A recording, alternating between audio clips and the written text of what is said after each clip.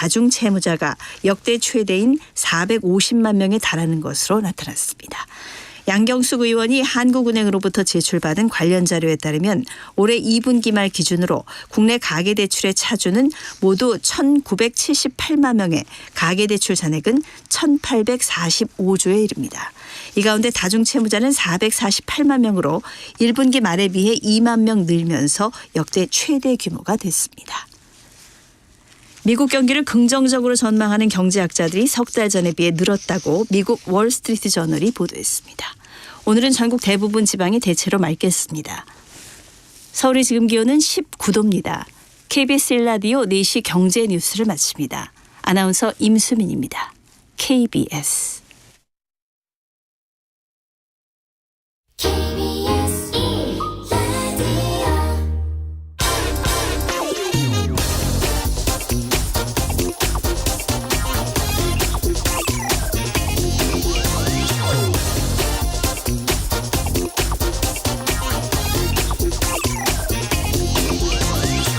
홍콩에 있는 글로벌 투자은행 두 곳이 수백억 원 규모의 불법 공매도 주문을 냈다가 금융감독원에 적발됐습니다. 공매도는 주식을 빌려서 매도해야 하는데 이걸 실제 빌리지도 않고 빌린 것처럼 매도 주문을 냈다는 겁니다. 기관들의 이런 불법 공매도는 주가가 오르는 것을 막아서 개인 투자자들의 손실로 이어집니다.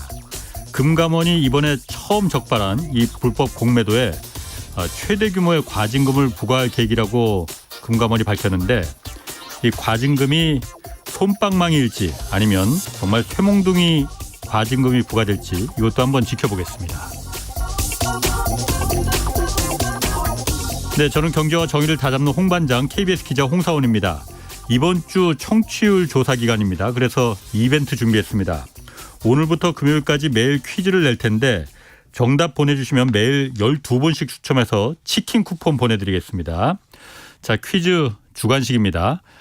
산업의 쌀로 불리는 이것은 TV와 스마트폰, 자동차, 컴퓨터 등 이 전자기기뿐 아니라 인공지능과 우주 개발 등의 필수적인 요소입니다. 이게 무엇일지가 퀴즈입니다. 세 글자고 삼성전자와 SK하이닉스가 잘 만듭니다. 정답 아시는 분은 짧은 문자 50원, 긴 문자 100원이 드는 샵 9730으로 정답과 함께 이름, 연락처, 주소 보내주시면 됩니다. 자, 홍사원의 경제쇼 출발하겠습니다. 유튜브 오늘도 함께 갑시다.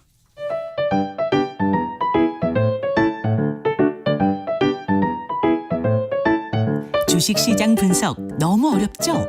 걱정 마세요. 우리에겐 염불리 염승환 이사님이 계시니까요. 거품 없이 정직하게 분석해드립니다. 영양 만점 주가 분석. 네, 염승환 이베스트 투자증권 이사 나오셨습니다. 안녕하세요. 네, 안녕하세요. 먼저 그 오프닝에서 잠깐 말했듯이 외국 투자은행 두 곳이 이 불법 공매도하다 금감원에 적발됐다는 건데 뭘 잘못한 건지 구체적으로 한번 좀 얘기해 주실래요? 일단 이제 여기서 10개 기업에 대해서 110개 기업에 대해서 560억 정도 이제 공매도를 했는데 그게 이제 우리나라 같은 경우는 미국은 뭐 이게 약간은 허용을 해준다고도 하는데 한국은 일단 무조건 공매도를 하고 싶으면 먼저 빌려야 됩니다. 예, 주식을 빌린 다음에 그 다음에 매도 체결을 해야 되는데 그게 아니라 이제 안 빌리고 한 거죠. 빌린 것처럼 빌렸다고 그러니까 하고. 어차피 빌릴 거니까. 빌릴 거니까. 그 이유 중에 하나가 이제 우리나라가 결제일이 이틀 후잖아요. 예, 그렇지. 예. 그걸 좀 약간 이용을 한 것 같더라고요. 그래서 지금 미리 좀 매도를 먼저 체결을 해놓고 그 다음에 이틀 후에 이제 빌리면 되니까 그걸 좀 이용을 한 것 같더라고요. 그래서 사실 그러다 보니까 이게 미리 좀 인지하기가 좀 어려웠던 것 같아요. 이쪽 금감원 쪽에서는 왜냐하면 이제 결제일에 맞춰서 그게 딱 이렇게 체결이 이게 되다 보니까. 근데 그럼 이틀 뒤에 빌리긴 빌린 거예요? 그럼 실제로? 이틀 뒤에 빌려서 이제 빌렸으니까 티가 안 났겠죠. 왜냐하면 이제 그게 만약에 그 상태로 이게 안 맞아 버리면 결국엔 이제 나중에 몇 달 동안 빌리고 이런 게 아니고 이틀간만 근데 이게 정확하게 그게 다 포함된 건지는 저도 이제 기사만 봐가지고는 정확히 좀 모르겠는데 근데 어쨌든 뭐 그거 자체로도 불법은 맞으니까요. 당연히. 근데 이제 BNP 파리바랑 홍콩 HSBC 여기로 이제 밝혀졌고 어쨌든 이게 좀 문제가 되는 거는 보유 전량이 적은 걸 알고 있었어요. 당연히 자기네가 이게 이제 불법이라는 거 인지하고 있었는데도 뭐 단 이틀이라 하더라도 그걸 상습적으로 했다는 게 좀 문제가 되는 거죠. 그럼 그 BNP 파리바나 HSBC는 이게 그러니까 빌릴 주식이 없는데도 빌린 것처럼 한 게 이게 불법이라는 거 알고 있었던 거죠, 이게? 그러니까 이제 기사 내용을 제가 이제 읽어보면서 이해한 건 뭐냐면 예. 이제 저도 이제 저도 제가 공매도를 해본 적이 없기 때문에 근데 이제 그 제가 이제 정확하게 인지한 거는 뭐냐면은 그 여기서 예. 공매도로 해서 수익을 내려고 했다기보다는 아이비가 여기 아이비에 보통 이제 계약을 맺거든요. 근데 무슨 계약을 맺냐면은 이제 스와프 계약이라는 게 있는데 자기네가 이제 일반적인 투자자들 보면 헤지 펀드도 많고 하잖아요. 예, 예. 근데 그 주식 빌리기가 사실 그렇게 쉬운 건 아니에요. 아, 그래요? 예. 기관들끼리 서로 공매도 할 때 내 거 빌려줄게 이렇게 하는 거 쉽지 않나 보죠, 이게? 그러니까 이제 그게 되는 데도 있고 뭐 빌리기 어려운 곳도 있고 사실 예. 이제 물량이 없는 경우들도 있거든요. 그렇지. 근데 예. 이제 아이비들은 굉장히 그걸 잘 컨트롤하거든요. 아이비는 이제 투자은행. 예. 예. 그러니까 이제 맡기는 거죠. 예. 우리가 수수료 줄 테니까 예. 다 해달라. 어. 그럼 여기서 다 해줘요. 아. 이제 빌리기도 하고 공매도까지 쳐줍니다. 수수료 먹고. 예. 근데 어허. 여기서 해주는 이유는 수수료로 이제 받기 때문에 예. 당연히. 근데 예. 대신에 여기에 대한 손실은 투자자가 지는 그렇지. 거예요. 자기네 그거야. 지는 건 아닙니다. 근데 자기네들도 해지하기 위해서 예. 추가로 또 매도를 한다고는 하더라고요. 일부분은. 근데 이제 이거를 그러면 이제 만약에 뭐 공매도가 어쨌든 우리나라에서 불법은 아니기 때문에 예. 했으면 여기 규정에 맞게 했으면 뭐 문제가 될 건 없는데 그렇지. 규정을 알고 있잖아요. 예. 알고 있는데 예를 들면 이번에 그 이승우 조사 2국장의 그 답변을 보니까 뭐라고 돼 있냐면 뭐 예를 들면 이제 100만 원어치를 예. 이제 뭐 예를 들면 이제 100만 원어치 공매도가 가능해서 빌리기로 했어요. 빌리기로 했는데 이게 보니까 200만 원까지도 가능한 거예요. 지금 이게 이 정도까지 최대한 빌릴 수 있겠다. 예. 그러면 200만 원을 그냥 자동으로 매도를 해버린다고 합니다. 빌렸다고 나는 빌렸어 하고 그냥 예. 스스로 믿고. 예. 그러니까 이제 어. 원래는 이제 여기서 요청한 건 100인데 그렇지, 200까지 해버리는 거예요. 그럼 수수료 더 많이 나오겠죠. 그렇겠네. 더 많이 나가니까. 그렇겠네. 예. 그리고 이제 결제일이 이틀 후니까 예. 이제 이틀 후에 다 200 빌렸잖아요. 예. 이제 빌린 거를 이제 채워 넣는 거죠. 어떻게 보면 약간 이제 그런 식으로 예. 좀 어떻게 보면 좀 악용을 한 거죠. 어떻게 보면. 예. 그래서 그 약간의 그런 좀 부분들이 있었는데 어쨌든 이제 이승우 조사 2국장도 했던 얘기는 뭐냐면 이것 때문에 뭐 이 불법 공매도 때문에 뭐 주가가 급락하고 그것까지는 알 수는 없다. 근데 왜냐하면 이제 이들은 중개를 했기 때문에 예. 그건 알 수는 없지만 어쨌든 불법인 게 좀 밝혀졌기 때문에 예. 제도 개선도 좀 필요하고 아마 과징금은 예. 그 얼마나 38억 맞은 게 그동안 최고치였대요. 올해 3월에 예. 과징금 제도가 도입이 됐거든요. 예. 그래서 오스트리아 ESK 자산이라는 데가 예. 예전에 21년도에 에코프로 HN 있죠. 에코프로 계열사 중에 상장된 배터리 이제 재활용하는. 네. 재활용 말고 그 HN이 아마 그걸 거예요. 친환경 쪽인 제가 알고 있는데. 그러니까 폐배터리 이제 재생하는 거 아니에요? 거기가? 뭐 어쨌든. 아무튼 HN은 제가 알기로는 환경회사로 좀 제가 알고 있는데 여기가 그 상장이 돼 있으니까. 근데 아마 지금 말씀하신 회사는 비상장이라 그게 좀 어려울 거예요, 당연히. 그래서 여기 아마 환경회사로 알려져 있는데 이 회사를 251억 원 정도를 불법 공매도로 했다고 합니다. 그래서 이게 적발돼 가지고 일단 38억 원 정도 과징금을 부과받았거든요. 그러니까 이제 이거보다는 더 나올 것으로 보는데 근데 정확하게 얼마 정도의 과징금을 매길지는 그리고 이들이 얼마만큼 수수료를 냈는지 아직은 모르잖아요. 그러니까 이 개인 투자분들이 공감할 수 있을 만큼의 과징금이 실제 나올지. 그럼 아까 말씀하신 그 에코프로 HN이 280억 그 불법 공매도했다가 과징금 얼마 맞아요? 38억이면은 네, 이번에는 그러면 규모로 보면 580은 2배니까는 한 70억 넘겠네요. 만약에 그 계산이라면. 70억. 예. 그럼 560억 정도 불법 공매도에서 얼마나 수수료나 이득을 얼마나 받는지 모르겠지만 70억 과징금을 맞는다면은 과한 건가 아닌 건가는 잘 모르겠네요. 근데 이제 물론 그 개인 투자분들 생각엔 글로벌 IB들은 이제 금액이 어마어마하잖아요. 그러니까 이 10억대잖아요. 어쨌든. 그러니까 그게 좀 공감을 하실지는 잘 모르겠어요. 그러면 이 그 BNP 파리바나 HSBC는 이제 외국 투자은행이고 이게 국내 공매도를 하려면 국내 그 증권사 중개를 거쳐야 될 거 아니에요. 누군가 국내 증권사에서 중개를 해줬을 거 아니에요. 여기는 그럼 죄가 없는 건가요, 그러면? 이제 중개한 것까지 이제 조사를 한 것 같은데 거기 이제 중개한 거는 지금 요번에 그 기자회견 보니까 나온 걸로는 여기 요 회사들 중에 그 외국계 회사도 우리나라 국내 지점이 있잖아요. 국내 지점 그 증권사가 아마 그걸 왜냐하면 이제 주문은 당연히 증권사 통해서 그렇지. 나가기 때문에 예. 그래서 거기서 받았는데 예. 거기서 근데 그건 좀 조사는 해봐야 되겠죠. 불법인 걸 인지한 건지 인지하고 이걸 받은 건지 아니면 몰랐는지는 증권사들이 그것까지는 그걸 안 나오고 몰랐을 리가 있겠나? 그것까지는 안 나왔더라고요. 예. 아니 증권사에 계시잖아요. 그러니까 그걸 몰랐으려나 그러면은 저는 제가 IB는 아니다 보니까 저도 사실 이 시스템은 정확히 모르거든요. 그러게. 예. 그럼 증권사에 대해서 지금 뭐 어떤 처벌이 있거나 이런 거는 아직 뭐 거기까지는 아직 진도가 안 나갔고. 네. 그러니까 이들이 그냥 이제 뭐 중개만 한 건지 예. 여기에 개입이 됐는지 그건 그러니까 조사를 해보겠죠. 근데 그렇군요. 일단 분명한 거는 IB가 일단 이제 상습적으로 한 거죠. 오늘 제가 이제 기사들 나온 거 댓글 보니까 정말 이 공매도에서 그 국내 일반 개미 투자자들은 일종의 피의식을 굉장히 갖고 피해의식 많이 있잖아요. 느꼈죠. 뭐 저도 충분히 이해합니다. 네. 그러다 보니까 댓글들이 과징금이 아니고 한 10년 영업정지 때려야 된다.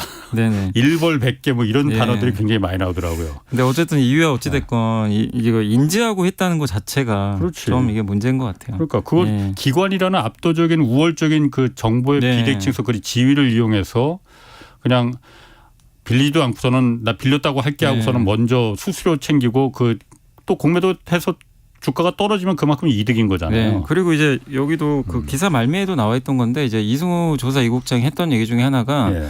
개인들은 사실 뭐 아실 거예요. 공매도하기 굉장히 어렵거든요. 일단 예. 빌릴 수가 그렇지. 없어요. 예. 뭐 빌려주지도 않고. 예. 근데 이제 외국인 기관은 서로 이 네트워크가 있기 때문에 쉽게 빌리거든요. 그렇구나. 빌리기도 쉽고 그래서 증거금도 사실 없어요. 서로 그렇지. 그러니까 그냥 매도를 할 수 있는데 개인 투자분들은 빌리고 싶으면 증거금 내야 되거든요. 근데 그게 만만치가 않죠. 그렇구나.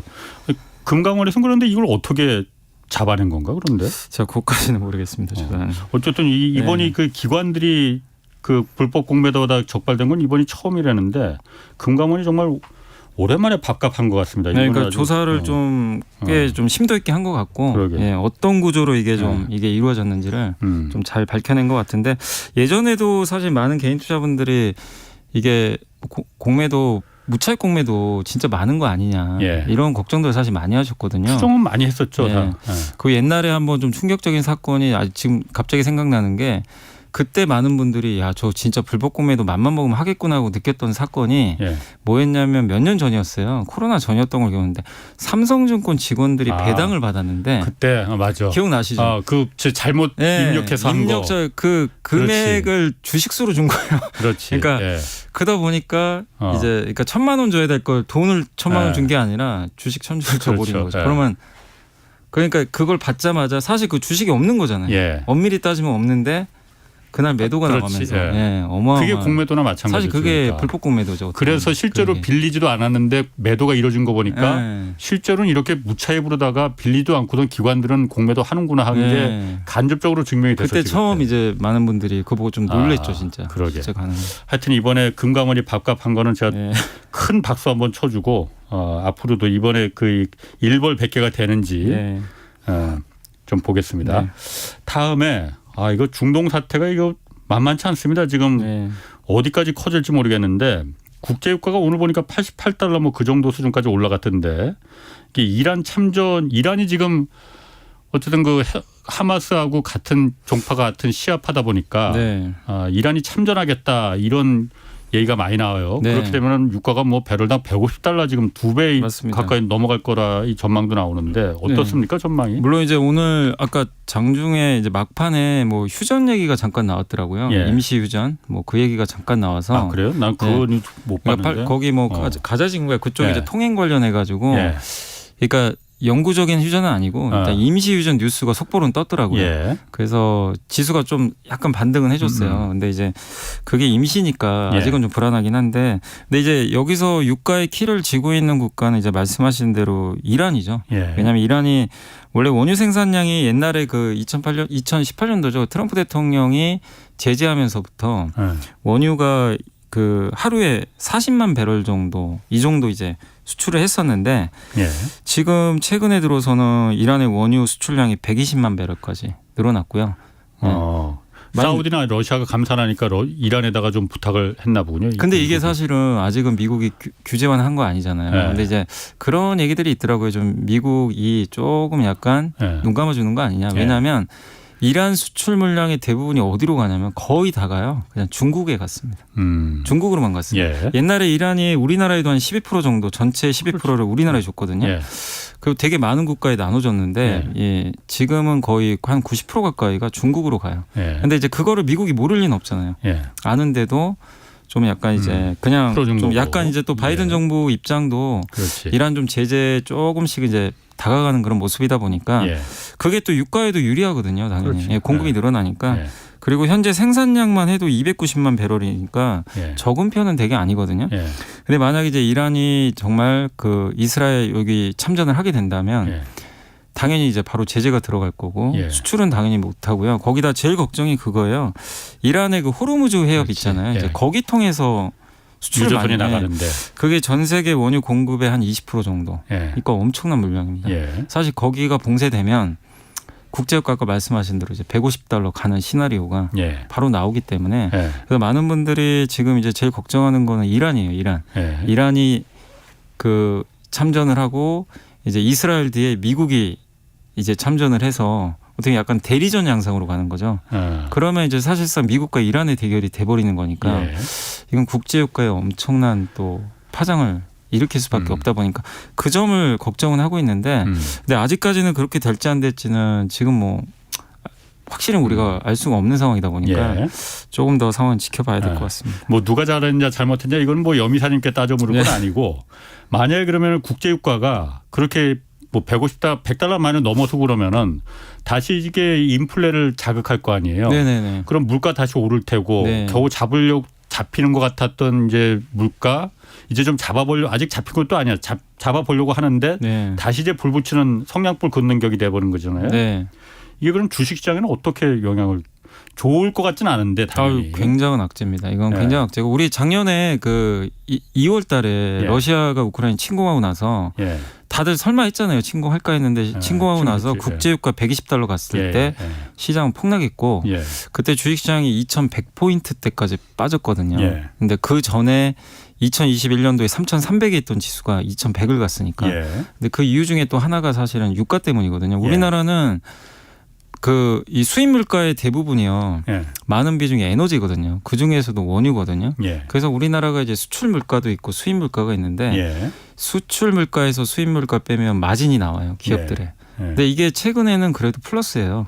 예. 근데 작년 같은 경우는 이게 반대로 바뀌었죠.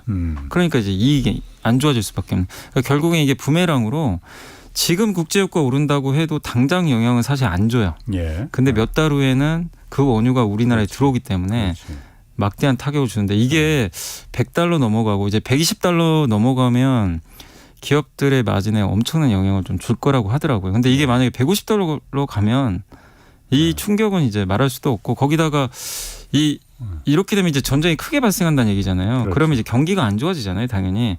그럼 금리를 낮춰야 되는데 낮출 예. 수가 없어요. 예. 물가 때문에. 예. 그럼 미국 연준이 또 추가 인상할 수도 있는 거고. 예. 그러니까 이게 스태그플레이션이라고 그러죠. 물가는 오르는데 경기는 안 좋아지고 그런데 그렇게 되면 중앙은행은 손쓸 게 없어요. 그렇지. 물가냐 그렇죠. 경기냐인데 예. 예. 근데 경기 살리자고 금리 낮추자니 물가 또 자극할 예. 거고 그렇다고 또 금리 인상만 또 바라보기도 굉장히 힘들고 예. 그러니까 이제 굉장히 진퇴양난에 빠질 수밖에 뭐 우리나라만 힘든 게 아니라 미국이 그래도 뭐 선택지가 있을 것 같은데 왜냐하면 네. 미국은 요즘 금리가 5% 넘는다 하더라도 경기가 죽질 않으니까 네. 미국은 통화 정책에서 선택지가 있을 것 같은데 걱정은 진짜 우리나라일 것 같아요. 네, 우리 한국은 어쨌든 원유를 또 미국은 또 직접 생산도 하잖아요. 근데 이제 우리 네. 한국 같은 경우 그게 안 되기 때문에 예. 좀 이런 일이 발생 안 하기를 좀 바라는 마음입니다. 그나마 조금 좀 그 희망을 아직 미리 얘기하기는 좀 쉽지 않을 것 같은데 이 반도체 가격이 네네. 반도체가 조금씩 살아날 분위기를 보이고 있다고 하잖아요. 네.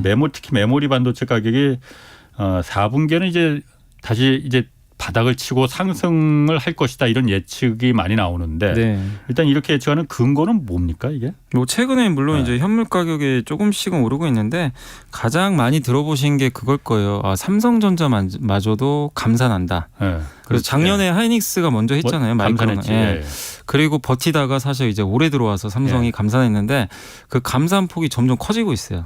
역으로 따지면 그만큼 안 좋다는 얘기예요. 예. 그러니까 이제 그렇게 공격적으로 감산 안 하면 못 버틸 정도로 이렇게 감산하는데도 이번에 그 메모리 반도체는 또 적자 났잖아요. 실적을 딱 열어보니까 3분기 실적이. 네, 그러니까 전체 실적은 흑자인데 그게 스마트폰으로 번 돈이에요. 아, 메모리는 아직도 그럼 적자예요? 그러면? 적자예요. 메모리는 아직도 한 3조 원 정도 적자 난 걸로. 대부분 낸드 쪽에서 적자가 난 걸로 추정을 하는데 어쨌든 만약에 감산을 안 했으면 더 큰 적자가 났을 수도 사실 있겠죠. 그나마 이제 최근에 그래도 좀 감산을 하다 보니까 감산을 하면 일단 공급이 줄거든요. 그래서 이제 재고가 줄어드니까 이 반도체 가격은 이제 조금씩은 이제 바닥 다지고 올라갈 수 있는 거고 그리고 수요가 두 가지 수요가 있어요. 반도체를 여러분이 사는 건 사실 아니잖아요. 내가 뭐 PC 교체하지 않는 이상 업그레이드 하신 분들은 좀 간혹 사시는 분이 있는데 대부분은 우리가 반도체를 살 이유가 별로 없습니다. 대부분 이런 스마트폰 만드는 업체나 PC 업체가 사는데 이들 업체들이 작년에 경기 안 좋을 때 미리 재고 조정을 다 해놨어요. 그러니까 반도체 재고가 별로 없어요, 사실. 근데 최종적으로 우리가 스마트폰이나 PC를 사야 이 사람들도 좋잖아요. 좋은데 그 전에 앞서서 일단 반도체가 너무 없으니까 적정 재고 밑으로 가니까 가격은 또 많이 떨어졌겠다. 그러다가 저렇게 자꾸 감산해가지고 나중에 가격 올라가면 비싸게 또 사야 되거든요.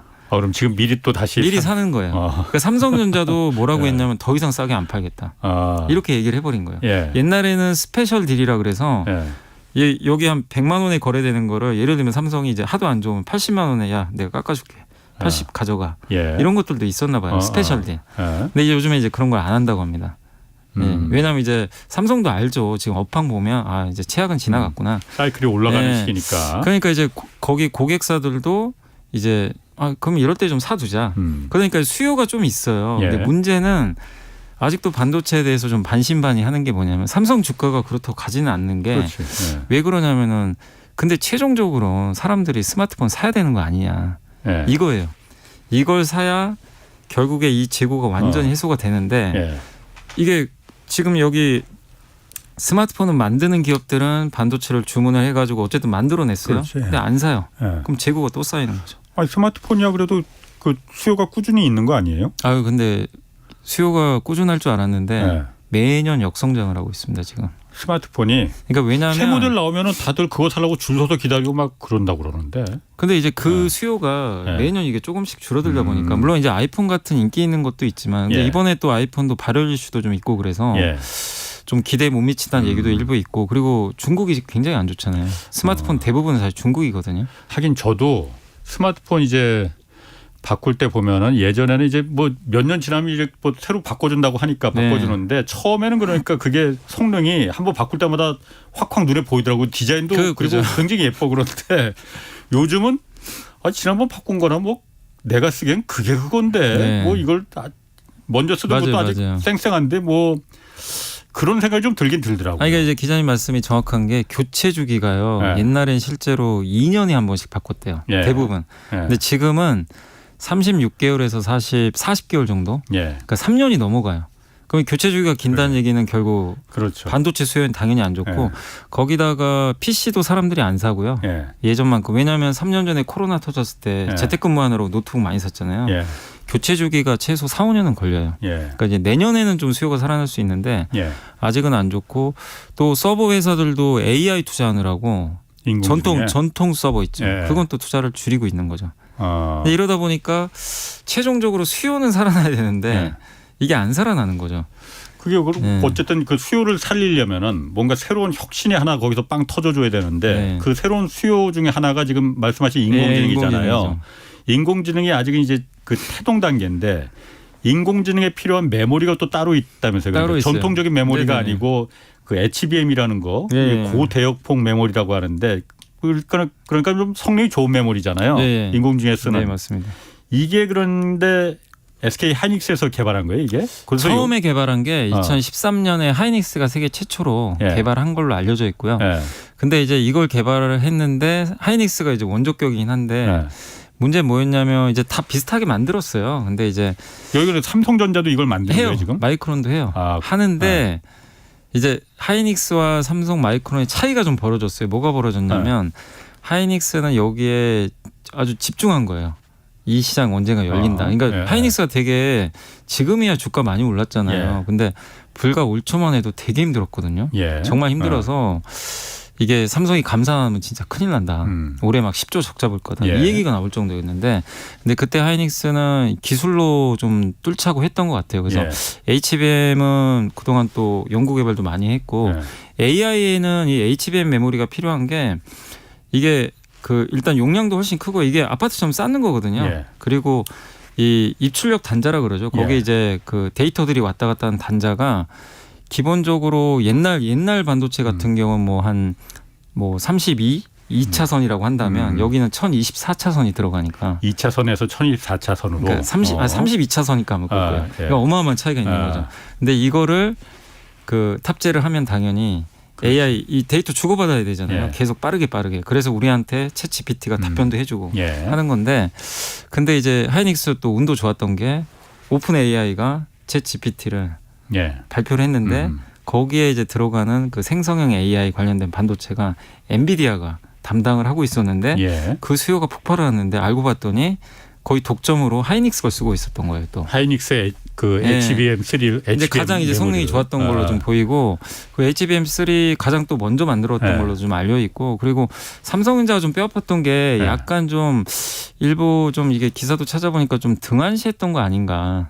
HBM에 대해서. 왜냐하면 HBM 그렇게 용도가 많이 없었거든요 그동안은. 그러니까 제가 지난주에 그 반도체 전문가 아니 이름을 까먹었네 나오셨는데 그 성능 그 차이가 일본 메모리는 여태까지 속도 그러니까 데이터를 주고받는 속도를 갖다가 시속 100km에서 200km 막 이렇게 높이는데 했는데 이 HBM이라는 거는 속도는 좀 늦어. 그런데 한꺼번에 말씀하신 대로 2차선이 아니고 32차선으로 많은 데이터를 한꺼번에 막 주고받을 수 있어서 속도는 좀 느리더라도 그래서 인공지능에 이게 절대적으로 유리하더라라고 하더라고요. 네, 맞습니다. 그러면은 엔비디아가 지금 사실 인공지능에선 가장 뭐 화두가 되는 기업이잖아요. 여기가 그럼 SK 하이닉스 메모리만 그럼 지금 써요 그러면? 지금은 그런 걸로. 그러니까 HBM3를 물론 지금 점유율로 전체 HBM이 여기만 쓰는 건 아니에요. 다른 데도 들어가는데 그동안은 비중이 높지는 않았어요. 뭐 AI가 그렇게 많이 쓰이지 않다 보니까. 근데 이게 생성형 AI 챗GPT 나오고 나서 그때부터 폭발을 했는데 알고 봤더니 엔비디아가 대부분 이제 하이닉스를 썼던 거죠. HBM3가 최신 모델인데 근데 이제 지금 삼성과 마이크론 이게 준비가 늦었던 거예요. 그러니까 이제 거의 지금 독점으로 가고 있고 그래서 아시겠지만 요즘에 주가 보면요. 하이닉스는 이 급락장에도 주가가 안 빠지고요. 오히려 올라가고 있어요. 계속. 아, 그럼 이게 HBM 때문에 그런 거구나. 네. 왜냐하면 옛날에는 삼성 하이닉스가 가면 같이 가고 오히려 빠지면 하이닉스 더 빠졌죠. 옛날에는. 그렇지. 근데 지금은 요즘엔요. 장 급락하는데 삼성은 좀 빠졌거든요.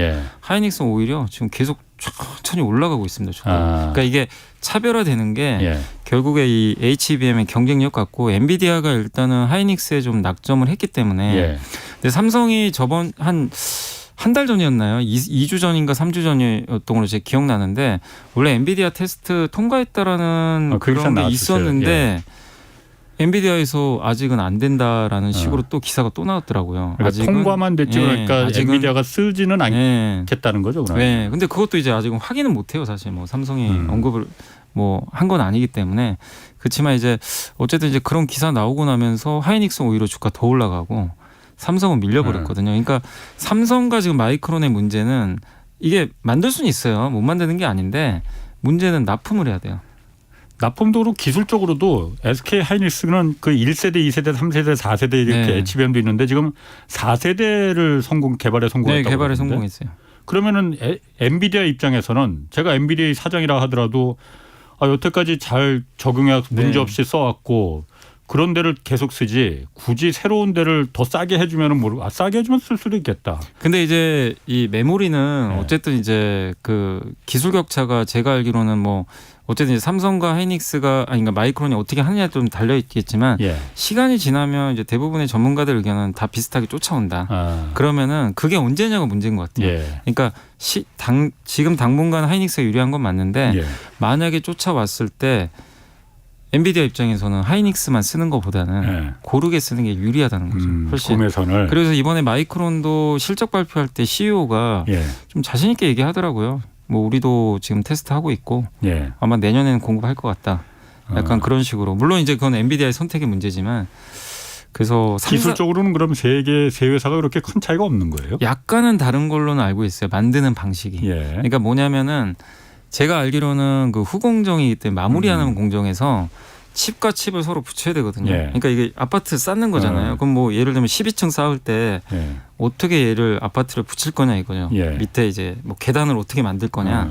요건데 만들어서 붙일 거냐인데 삼성전자 같은 경우는 그거를 이게 예를 들면 한 땀 한 땀 하는 거예요. 이 층을 하나하나씩 붙이는 거예요. 예. 천천히. 대신 정교하겠죠. 예. 근데 하이닉스는 반대로 오븐에 넣는데요. 어? 반도체를 오븐에 넣어요. 오븐 같은데 오븐, 전기오븐. 예. 예. 넣어가지고 예. 이 접착제 같은 게 있잖아요. 예. 그래서 한 번에 다 붙여버리는 거예요. 그러면 이제 굉장히 속도가 빠르겠죠. 그렇겠네요. 단점은 정교하지 않을 수 있는데 예. 근데 일본에서 또 특수 소재를 좀 받아가지고 예. 그걸 개선을 했다고 하더라고요. 그러니까 그게 좀 하이닉스의 경쟁력 아닌가. 그렇구나. 예. 알겠습니다. 그 반도체 관련해서 최근에 그 미국 정부가 중국에는 삼성과 하이닉스 반도체 공장 있잖아요. 여기 네네. 그러니까 반도체 장비를 1년간 유예해 줬었는데 이번에 그래서 11월에 이게 다시 1년 돌아오니까 어떻게 해줄까 이게 초미의 관심사였는데 네. 반입은 허용해 줬어요. 네네.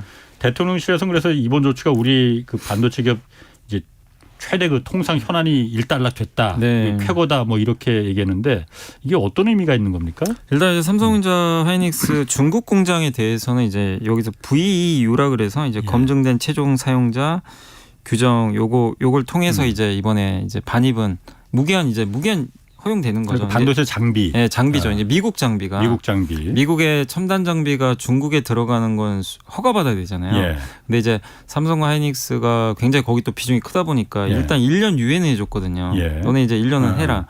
근데 이제 요거를 이제 무기한 예. 연장해주겠다. 그러니까 우리나라 입장에서는 당연히 다행스럽고 예.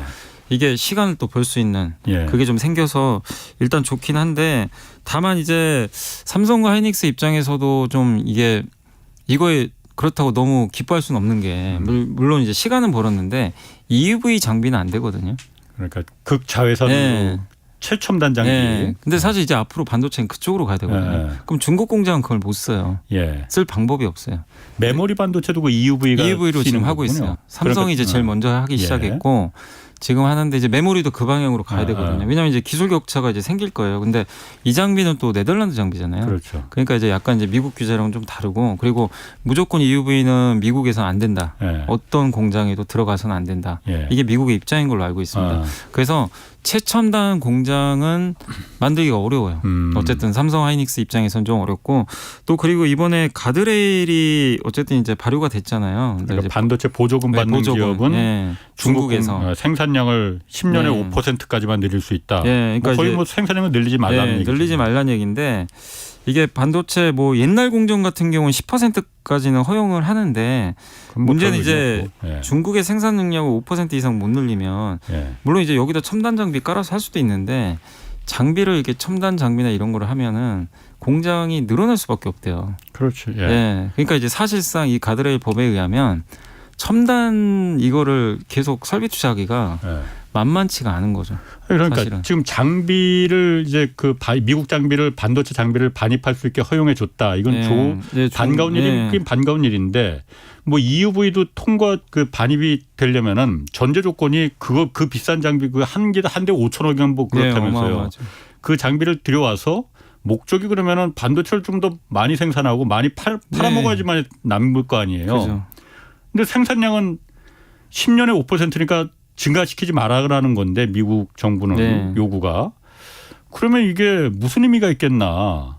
그야말로 그냥 고장난 장비 그냥 새로 교체하는 거 이 정도밖에는 의미가 없는 거 아니에요. 그러니까 이제 물론 이제 거기 단서 조건에 옛날 그 구형칩 생산 설비에서 생산된 반도체는 사실상 중국에만 팔면 크게 문제는 없어요. 그렇죠. 뭐 근데 이제 구형칩이면 중국 반도체 근데 이제 문제는 그거죠. 이게 여기서 첨단 반도체를 만들어야 되는데 그게 사실상 장비 도입을 할 수는 있다고 해도 이게 확장에 좀 제한이 생기거든요. 그러니까 그런 점에서 제가 이 기사 보면서 이제 느낀 거는 뭐냐면은 물론 이제 시간은 벌었어요.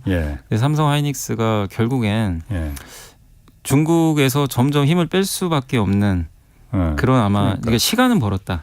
시간은 그러니까 당장 해야 되는 건 아니잖아요. 근데 어쩔 수 없이 중국 비중은 줄일 수밖에 없는. 그러니까 다른 쪽으로 점점 전환할 하게 되지 않을까. 그러니까 중국 공정은 이제 이 상태로 만약에 흘러가면 그렇지. 예. 이제 점점 구형칩을 이제 시간이 가면 구형칩이 될 그렇지. 수밖에 없잖아요. 구형칩 생산하는데 그 첨단 그 EUV 장비나 그 네덜란드 장비 이런 게 뭐 필요할 그거는 이유가 필요 없죠. 없죠, 당연히. 그거는 사실 근데 이번에 놀랬던 게 또 중국도 구형칩을 예. 만들어내니까 물론 이제 그렇죠. 그거는 엄청난 적자를 감수하면서 만든다고 하더라고요. 그러니까 중국 네. 시장에서 한국의 삼성전자나 SK하이닉스의 반도체가 필요한 거는 중국이 못 만드는 첨단 메모리 반도체 이걸 필요로 하는 건데 그걸 지금 생산량을 늘리지 말라고 하는 거는 그러면 장비 안만 반입할 수 있다 하더라도 미국 장비 고장난 거 다시 미국에서 사서 이제 교체하라는 그 의미밖에 안 되는 거 아니에요. 그야말로 그냥 미국 반도체 기업 장비 기업 때문에 허락해 준 거 아닌가? 그 생각 좀 들더라고요. 네. 그래서 이 부분도 좀 협상을 해서 좀 풀어주면 좋은데 어쨌든 그 가드레일은 이미 그 네, 안된 것 협상을 같습니다. 했는지 안 했는지 우리 정부가 어떻게 협상을 했는지 모르겠지만은 네. 전혀 들어주지는 않은 거잖아요. 미국 행정부가. 그냥 5%딱 처음에 말한 대로 요건 그대로 유지가 네. 됐습니다.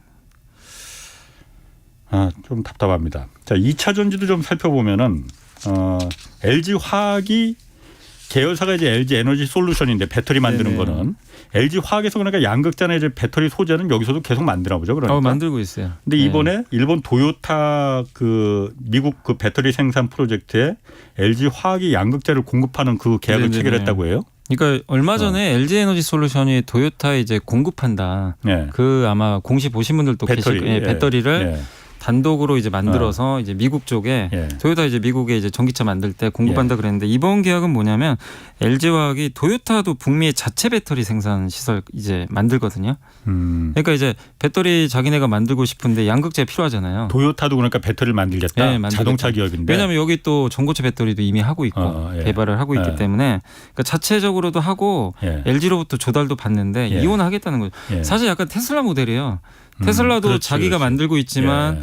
많은 물량을 파나소닉이나 LG에서 받잖아요. 예. 이제 그거랑 비슷한 거죠. 예. 그렇게 가겠다는 건데 근데 그 양극재를 일단 LG화학을 먼저 낙점을 했습니다. LG화학 거 쓰겠다. 예. 그래서 2030년까지 2조 8천억 규모의 양극재를 공급하고 25년부터 아마 이제 공급을 시작하는 것 같아요. 그럼 5년간 2조 3천억 원 그러니까 원이에요? 아니면 2조 달러? 8천억. 2조 8천억 네, 원? 우리나라 돈으로 2조 8천억이라고 예. 합니다. 그래서 이제 그 정도 5년이니까 한 연간 한 5, 6천억 정도 되는 이제 금액인데 예. 근데 어쨌든 이렇게 LG화학한테는 이게 되게 좋은 게 세계 1등 자동차 회사잖아요. 그렇지. 예. 여기도 그동안 사실 전기차에 굉장히 좀 소극적인 기업인데 예. 이제 좀 뒤늦게나마 지금 전기차 뛰어들고 있거든요. 예. 근데 여기에 이제 수주를 따냈기 때문에 이게 이제 레퍼런스가 되는 거예요. 그러면 LG화학의 최대 단점이 그거예요. LG 엔솔 외에는 고객사가 없어요. LG 화학이 네, LG 엔솔에만 준 거죠. 네, 그러니까 이게 외연이 좀 확장돼야 되거든요. 고객사가 그렇죠. 늘어나야 되는데 그렇죠. 예. 도요타에 이게 이제 제대로만 생산을 해서 예. 납품을 하게 된다면 많은 수많은 또 업체들도 예. 지켜보고 있거든요. 예. 그러니까 LG화학 걸 안 쓸 이유가 없는 거죠. 그러니까 이게 이걸로 끝나는 게 아니라 굉장히 이제 홍보 효과도 생길 수 있어서 LG화학 입장에서 굉장히 좋은 어떤 이제 모멘텀을 받게 되는 거죠. 그럼 LG 화학이 지금까지는 LG 에너지 솔루션에만 계속 이 배터리 소재를 이제 공급해 왔었는데 그래서 LG 에너지 솔루션이 종합적으로 배터리 만들어서 이제 파는 거죠. 팔았는데 도요타가 그럼 미국 공장에서 배터리를 LG 화학 거 만들어서 이제 판다면은 그게 그럼 LG 에너지 솔루션하고 그럼 서로 또 경쟁이 되는 거 아니에요? 근데 이제 이 배터리 아니 그 자동차 회사들도요 예. 똑같아요. 그러니까 계속 2호나 3호나 하는 거예요. 그러니까 자기도 만들고 예. 왜냐하면 근데 자기가 다 만들 수가 없어요. 예. 연간 뭐 나중에 도요타도 목표는 1,000만 대 이상 판매하려고 할 거 아니에요. 테슬라도 테슬라 목표는 2,000만 대거든요. 예. 근데 그거를 자기네가 혼자 배터리 만들어서 불가능합니다. 할 수가 없어요. 그렇죠. 예. 돈도 어마어마하게 들고요. 그리고 LG 에너지 솔루션이나 아마 제가 봤을 때는 또 도요타가 뭐 일본에 또 파나소닉도 있잖아요. 그렇죠. 자기네 나라. 그러니까 여러 회사를 두면서 받는 게 그렇지. 사실 비용 면에서도 예. 더 나을 수 있게 리스크를 줄일 수도 있어요. 왜냐하면 예. 자기네가 직접 다 만들었다가 그렇죠. 뭐 문제 생기면 예. 굉장한 또 데미지가 그렇죠. 있으니까 그래서 아마 여러 고객들을 두면서 이제 그중에 자기네들이 맞는 거 위주로 선택하면서 받을 가능성이 있습니다. LG 화학도 그렇게 그냥 외연을 넓혀야지만이 그게 긍정적인 거지. 그냥 LG 에너지 솔루션에만 납품할 거면은 못하러 따로따로 회사를 두겠습니까? 네. 같은 회사로 하지 그냥. 그래서 이거는 네. 되게 좋고 이제 LG화학 네. 입장에서 또 좋은 게 만약에 테슬라에도 공급을 하게 된다면 예. 좋은데 어쨌든 이번에 뭔가 의미 있는 좀 예. 약간 수준 나온 것 같습니다. LG 에너지 솔루션이 어쨌든 이 배터리가 사실 요즘 중국 그 CATL 배터리가 전 세계 점유율은 1등이잖아요. 네. 여기가 워낙 뭐 그 강세에도 불구하고 LG 에너지 솔루션이 그래도 좀 시장에서 크게 그 두각을 보였다고 네네.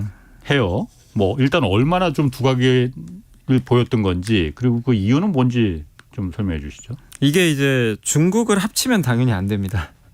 중국 합치면 네. CATL이 이길 방법은 없어요. 네. 왜냐하면 중국 시장이 제일 크기 때문에. 그렇지. 예. 네, 이거 이제 중국을 제외하면 올해 1월부터 8월까지 56.3 기가와트의 그러니까 LG 엔솔 배터리가 사용된 거죠. 그래서 중국 외에서. 네, 중국 외죠. 예. 그래서 1위를 기록했고 예. 중국의 CATL이 이제 54.7이거든요. 이제 예. 바로 다음이에요. 그러니까 CATL도 중국 외에서도 잘하고는 있는데 예. 그래도 중국 외 지역에서는 어쨌든 이제 LG 엔솔이 자존심을 예. 아직까지는 좀 지키고 있는 그런 상황이다. 이렇게 보시면 좋겠고 성장률도 굉장히 좀 높은 상태고요. 한 58%. 예. 이게 고성장을 좀 하고 있어서 굉장히 좀 좋은 상태고 물론 이제 CATL이 전 세계로 그냥 중국까지 포함을 하면 1등입니다.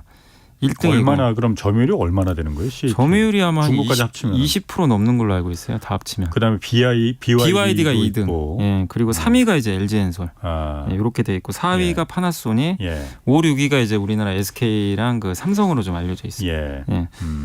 그래서 이제 이번에 어쨌든 LG 엔솔이 이렇게 좀 성과를 냈던 배경은 테슬라에 주로 많이 납품을 하고 있거든요. 예. 테슬라 모델 3라든가 모델 Y, 또 폭스바겐, 포드 이쪽에 좀 이 모델들이 또 차가 잘 팔리는 모델들이에요. 예. 그러면서 이제 사용량이 좀 늘어났다라고 예. 좀 보시면 좋을 것 같습니다.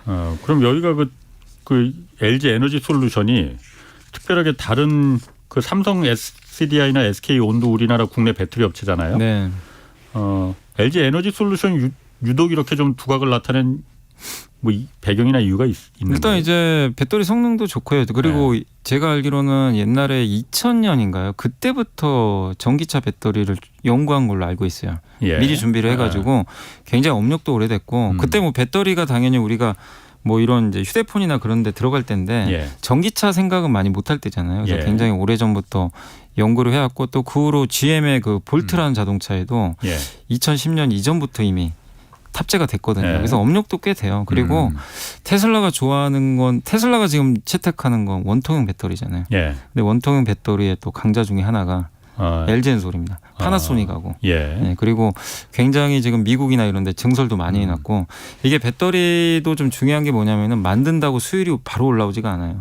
고생을 합니다. 몇 년 정도. 예. 그래서 옛날에 LG 엔솔도 폴란드 공장 만들 때 한 2년 고생한 걸로 알거든요. 처음에 수율이 안 나와가지고. 똑같이 옮겨놨는데 네, 이상하게 안 나오는 거예요. 근데 이제 완전히 잡았죠 다. 미국도 이제 요즘에 이번 2분기 3분기 실적 보니까 예. 수율이 꽤 많이 나오는 한 90%까지 올라왔다고 하더라고요. 예. 그러니까 이제 그런 이제 생산 능력도 검증돼 있고, 그러니까 예. 테슬라나 이런 회사들이 원하는 건 실험실에서 한두 개 만드는 것으로서 잘 만든 거 원하는 게 아니에요. 예.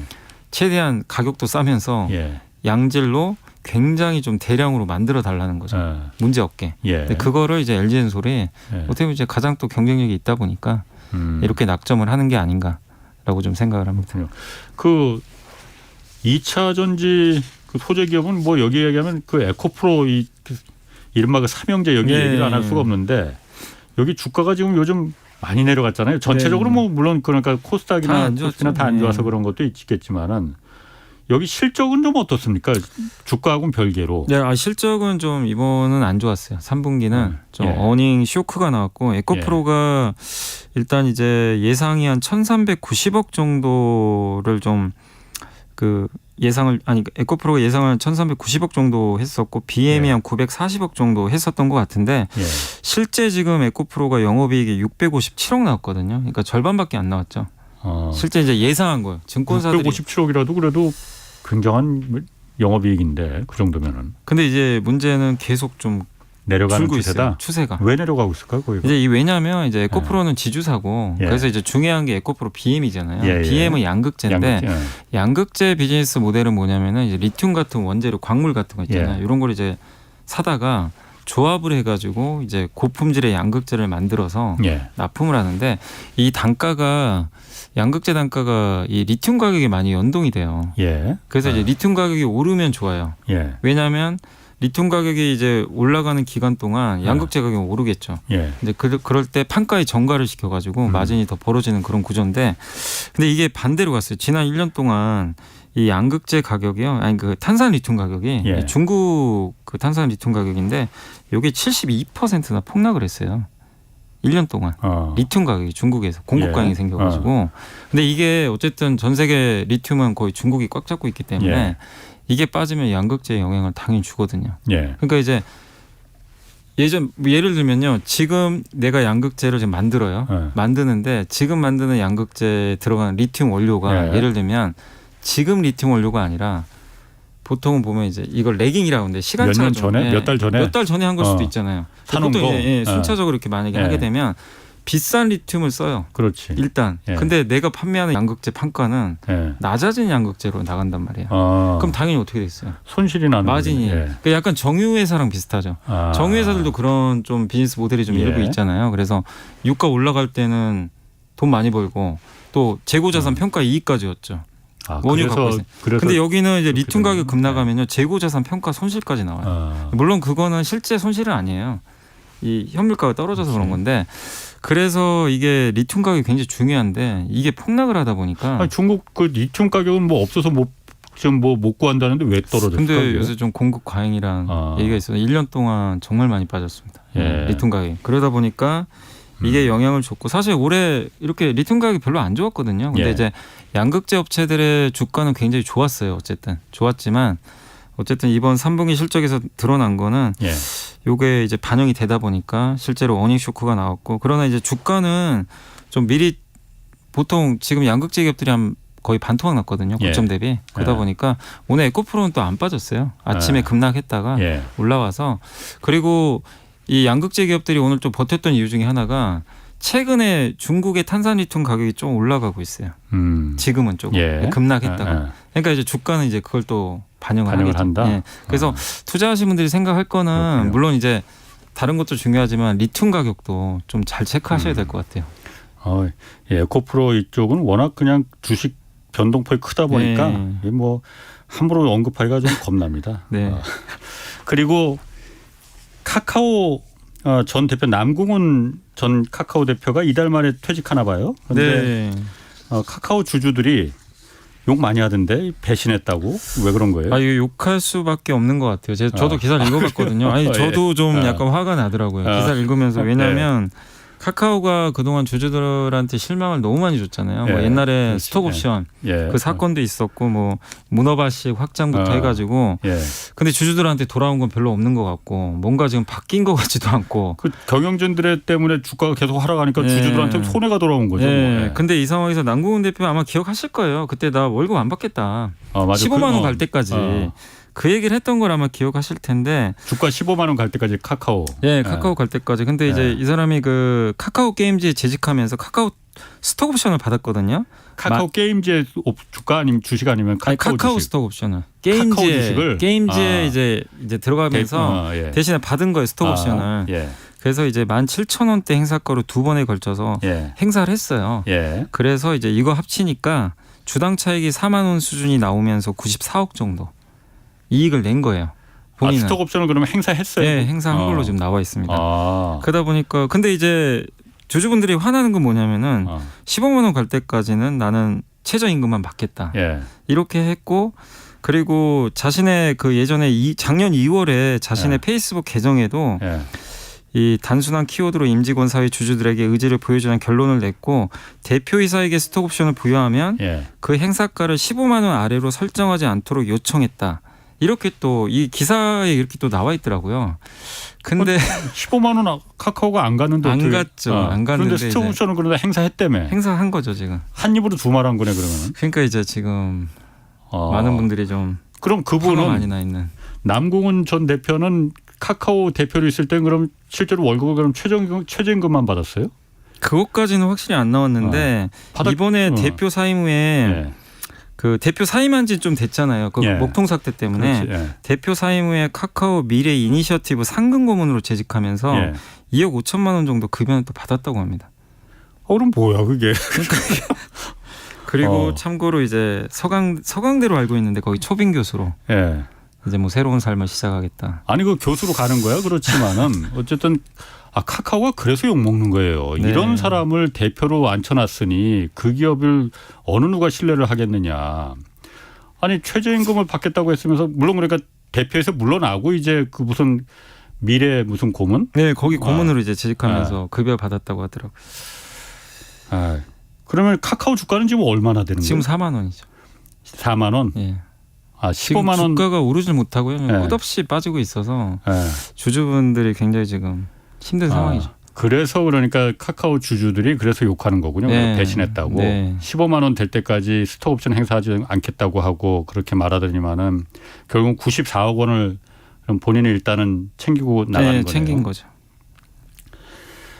아, 참. 진짜. 잘 되는 기업과 못 되는 기업은 이런 차이가 있는 겁니다. 자, 지금까지 염승환 이베스트 투자증권 이사 함께했습니다. 고맙습니다. 네, 감사합니다. 앞에서 내드렸던 청취율 조사 기념 이벤트 퀴즈 산업의 쌀로 불리는 이것 정답은 뭐 다들 아실 겁니다. 쉽게 뭐 문제가 쉬웠습니다. 반도체였습니다. 정답은 12분 추첨해서 치킨 쿠폰 보내드리겠습니다. 당첨자는 홍사원의 경제쇼 홈페이지에서 확인하실 수 있습니다. 자, 내일은 최백운 교수와 미 국채 가격 폭락 상황과 그 파장 자세히 좀 분석.